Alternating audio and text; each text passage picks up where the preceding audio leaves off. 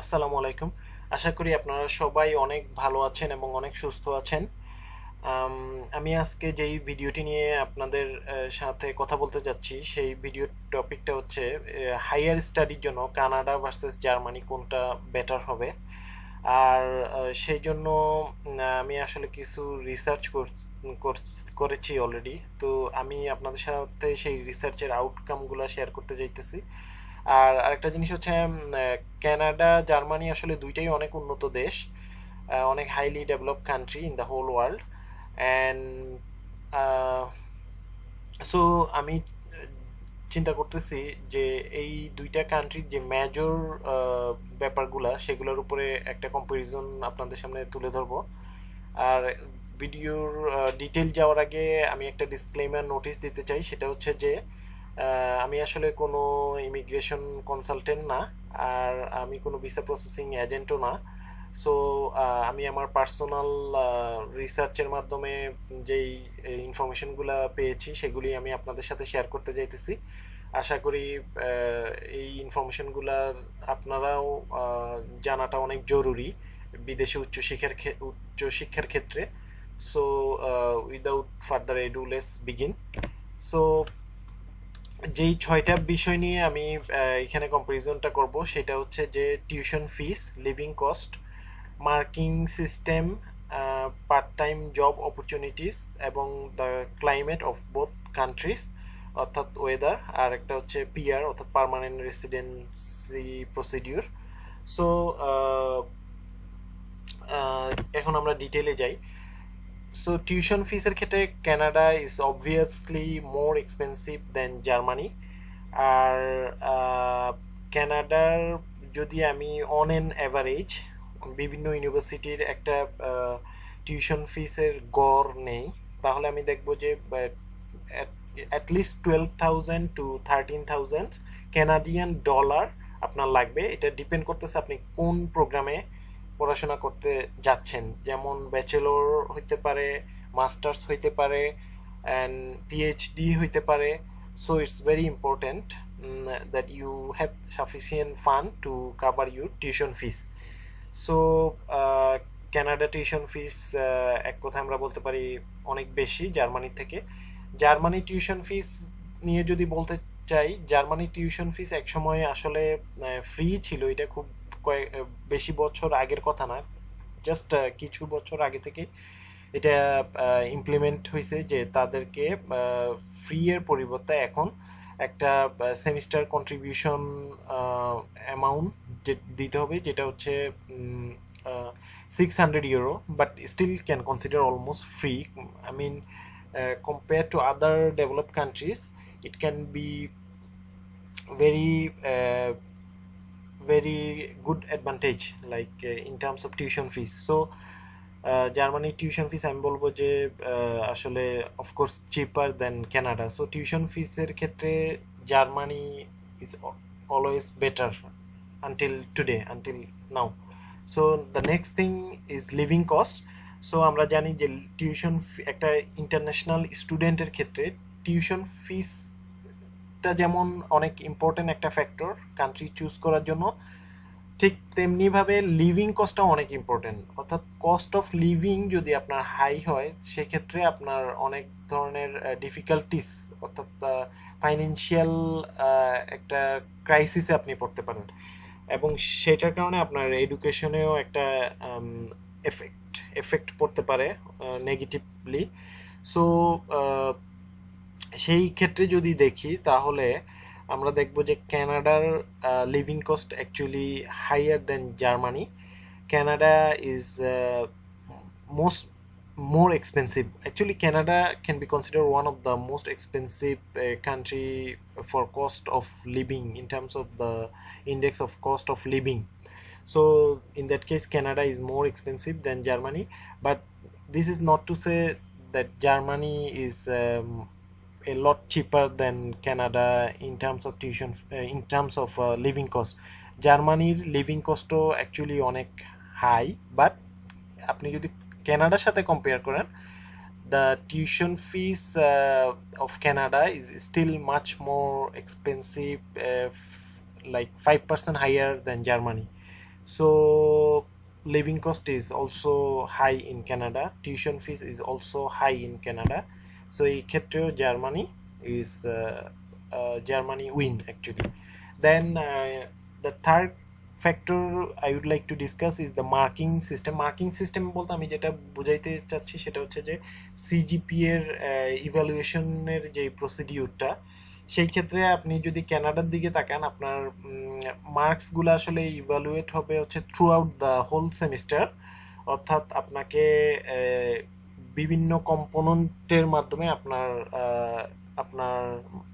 আপনাকে ইভ্যালুয়েট করা হবে, আপনার মার্কসগুলা অ্যালোকেট করা হবে। সেটা হচ্ছে যে কুইজ একটা কম্পোনেন্ট হইতে পারে, অ্যাসাইনমেন্ট একটা কম্পোনেন্ট হইতে পারে, mid term examination, like in each semester you might have midterm exam, then presentation, then final exam. So এই সবগুলো কম্পোনেন্ট থেকে কিছু ওয়েটেজ নেওয়া হবে, এরপরে আপনার 100% ওয়েটেজ হবে, সেখান থেকে আপনার মার্কিংটা তারা কনভার্ট করবে।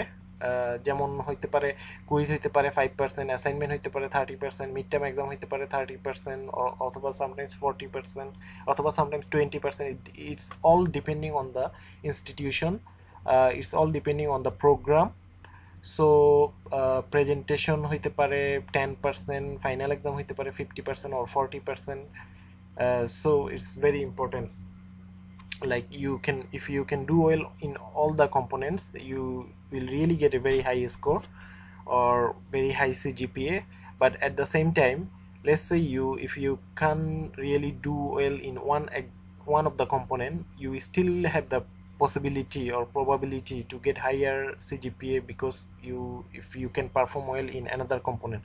লাইক লেটস সে আপনার অ্যাসাইনমেন্ট ভালো হইলো না, আপনি মিড টার্মটা ভালো করলেন, তাইলে আপনার ইয়েটা ব্যালেন্স হয়ে গেলো, কাভার হয়ে গেলো। অথবা মিড টার্ম ভালো হইলো না, আপনি ফাইনাল এক্সামে ভালো করলেন, তাইলে আপনার ফাইনাল এক্সামটা কাভার দিয়ে দিল আপনার মিড টার্মের মার্কসটা। আর জার্মানির ক্ষেত্রে হচ্ছে এই জিনিসটা টোটালি ডিপেন্ড করেছে আপনার পুরো সেমিস্টার শেষ হলে একটা ফাইনাল এক্সাম হবে, সেই ফাইনাল এক্সামের আপনি কীরকম পারফর্ম করছেন সেটার উপরে আপনাকে তারা ইভ্যালুয়েট করবে, আপনাকে তারা একটা গ্রেড দিবে।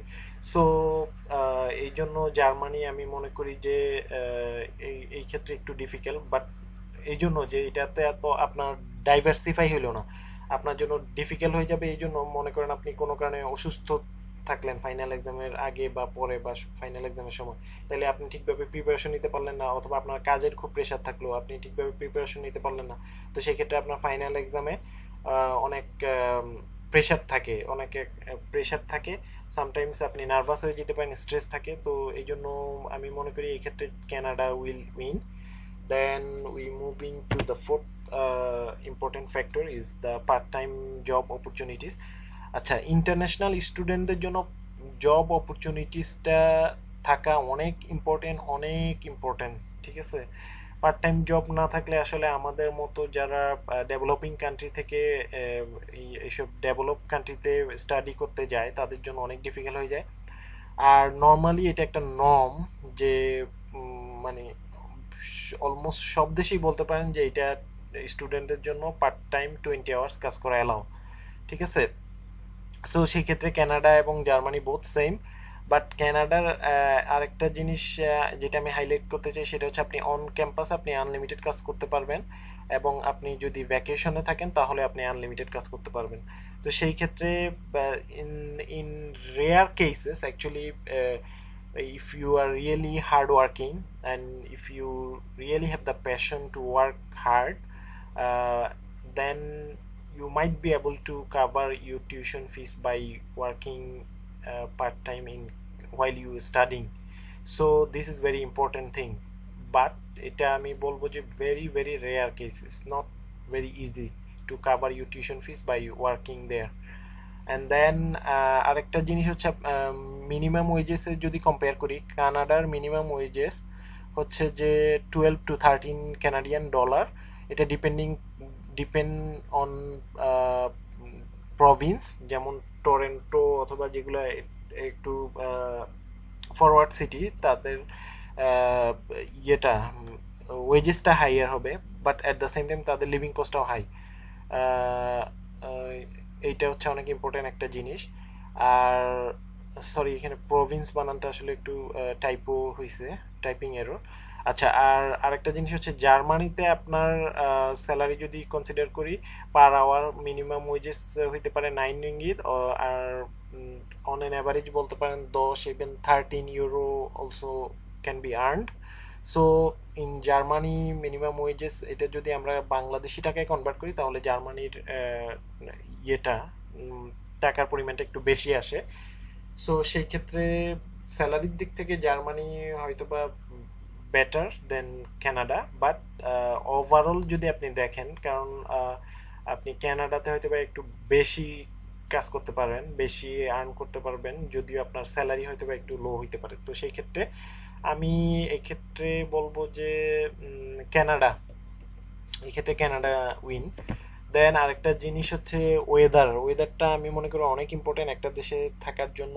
আপনার যদি ওয়েদার যদি ঠিক না থাকে তাহলে তো ডেফিনেটলি আপনার অনেক সাফার করতে হবে। তো ওয়েদারের ক্ষেত্রে কানাডার ওয়েদারটা আসলে এটা প্রভিন্স টু প্রভিন্স ভ্যারি করে। যেমন in Toronto winter is milder than most Canadian cities, but still it's cold and snowy. অর্থাৎ ওভারঅল কানাডা হচ্ছে ভেরি কোল্ড এবং very snowy. And Montreal weather in winter is cold and snowy. Then usually usually the country experiences pleasantly cool summers. ঠিক আছে, অর্থাৎ even সামারের সময় কিছুটা মানে cool, এটা not worm.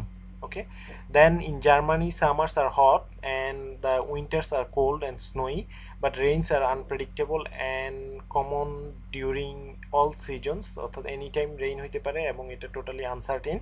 The average winter temperature is 3 degree and in summer it can be 22 degree Celsius. Maximum temperatures commonly reach -10 degree in winter and 35 degree Celsius in the summer. So sometimes এটা বাংলাদেশের মধ্যে তো হটও হইতে পারে, but উইন্টারের ক্ষেত্রে আপনার এটা হয়তো বাংলাদেশের থেকে ভেরি কোল্ড। আসলে উইন্টারের ক্ষেত্রে এবং সামারের ক্ষেত্রে এটা সহনীয়। সামারটা আসলে 35 ডিগ্রি বাংলাদেশের থেকে কম আমি যদি কম্পেয়ার করি। আর উইন্টারের ক্ষেত্রে হচ্ছে -10 ডিগ্রি, আসলে অনেক ঠান্ডাই বলতে পারেন, অনেক ঠান্ডা, মানে স্নো পড়ার মতো ঠান্ডা। ঠিক আছে। আর the country is divided into 16 states and has an exceedingly varied landscape, so it is difficult to generalize the weather for the whole country. আচ্ছা, ওভারঅল কান্ট্রি ওয়েদার আসলে জেনারেলাইজ করা এভাবে ডিফিকাল্ট। কোনো স্টেট হয়তো বেশি ঠান্ডা, কোনো স্টেট হয়তো বেশি গরম। আর আরেকটা জিনিস হচ্ছে যে ইটস টোটালি আনপ্রেডিক্টেবল, ওয়েদার জিনিসটাই আসলে আনপ্রেডিক্টেবল। আর হচ্ছে যে ওভারঅল ঠিক আছে, আমি যদি কম্পেয়ার করতে চাই কানাডা চেয়ে জার্মানির ওয়েদারটা একটু গরম বেশি এবং এখানে সামারটাও গরম হয় কিছু, তো বেটার। জার্মানির ওয়েদারটা আমি বলবো এখানে বেটার। দেন এটা হচ্ছে one of the most important factor, আসলে এটা হচ্ছে নাম্বার 6 পিয়ার। এখানে হচ্ছে কানাডা জার্মানি যদি আমি কম্পেয়ার করি তাহলে কানাডাতে ডেফিনেটলি পিয়ার পাওয়া ইজিয়ার দেন জার্মানি। আপনি যদি কোনো একটা 2 বছরের প্রোগ্রামে আসেন অথবা মাস্টার্স অথবা diploma, you will be eligible to apply for PR. But in Germany আপনার মিনিমাম 5 বছর থাকতে হবে এবং 8 ইয়ার্স আপনার থাকতে হবে ওইখানে, আপনি যদি জার্মান সিটিজেনশিপ নিতে চান। তো এই 6টা পয়েন্ট আমি মনে করি অনেক ইম্পর্টেন্ট এবং এই 6টা পয়েন্ট আমি কনসিডার করতেছি আমার কান্ট্রি সিলেকশনের ক্ষেত্রেও। তো আশা করি এই ভিডিওটা দিয়ে আপনাদের সবাই অনেক হেল্প হয়েছে। Thank you very much for watching the video. See you letter.